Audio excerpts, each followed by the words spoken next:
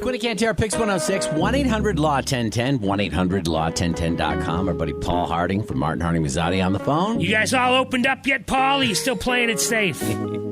We're still sticking to the rules of our governor, and we are non-essential. We are open, but working from home. All right, perfect.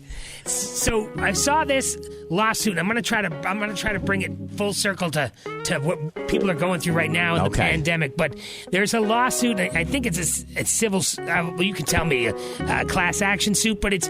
Students are upset with Liberty University saying they're profiting from the pandemic because they reduced campus services and classes, but they're still charging you, and they want their money back. Yeah. We're seeing this around the country, but what's unique about Liberty never closed. They said, hey, we're just staying open, and yeah, we're going to limit some services. Therefore, we're not doing refunds for room and board. Now, there's about 8 or 10, some other universities, University of Arizona and some other schools that are maintaining some semblance of being open and therefore taking a similar position. But slowly what's happening, and even happened here, Marist University just yesterday decided they were going to refund room and board. Initially, they said no. University of Vermont said, well, we'll give you something back. They still have not changed their position. So you've got these students paying the room and board, told to go home, and lawsuits are being filed. Yeah, I'm reading there's if you want to stay at school but move off campus for the semester, they'll give you $1,000 and that's it. Yeah, so, the uniqueness here is Liberty University, and you look at this and, there's a political overtone, of course. They're saying, that Trump wants to open things back up, and is Liberty kind of kowtowing to that and opening back up. And, the reality of it is they've had no outbreaks on campus. You got some people who have nowhere to go. I mean, they kind of were pretty clear on that. They thought there were, people from around the world, they couldn't go home, so they kept it open. The question is, do you give a kid, once this thing became known and everyone started running, just take the portion of the days that were remaining and return that money to the students.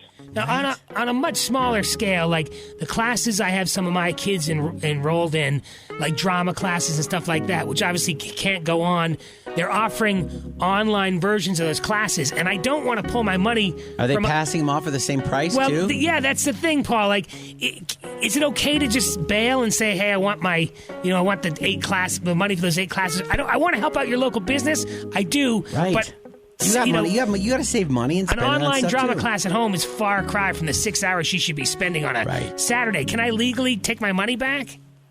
You can. Right now you're in a situation where these things are going to be all individually driven. But if you're having a drama class, in the drama class you make the argument has so much to do with the interaction with the other students, the teacher, the process. And home, especially if you get younger kids, try getting them glued up, unless it's a movie, paying attention to someone saying something to them online. Cantero's got the jazz hands and the acting and the stage talent. He could be that at-home drama teacher. You're right. I mean, I do feel bad because the Young Actors Guild is on the RPI campus, and the campus is still charging them rent. Right. You know what I mean? So we told them to keep the money for next season, but they're not too big to fail. Unfortunately, they're not too big to fail. Locally, sucks. Paul, do we know what's happening with any of the universities around here? Yeah, they are doing what I said. They're kind of taking this proportional piece, Union College, et cetera, and everyone seems okay with it. You were there until, February 28th, and then from that point forward, they're doing refunds. Some are actually doing full refunds for the semester for room and board.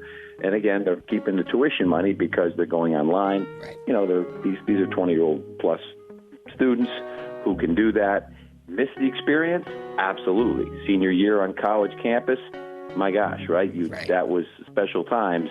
Yeah, Lynchburg, Virginia, home of Jack Daniels. Got to get there and rip it up senior year. They party at that school, don't they? Did you see? I don't know if it's local. Don't know. Did you see the photographers making yard signs of your graduate? So if your kid can't graduate this year, you put a giant yard sign hey, it's kind of cute. We find ways to make money and products and move goods. I love this country for that. Well, that's a lot of good information, Paul. We appreciate all your help this morning. 1-800. You're welcome. Law 1010, 1-800-LAW-1010.com. Stay safe, and we'll talk to you again next week, buddy. Talk to you next week, guys. You too. See you, Paul. Paul Harding from Martin Harding Mazzotti.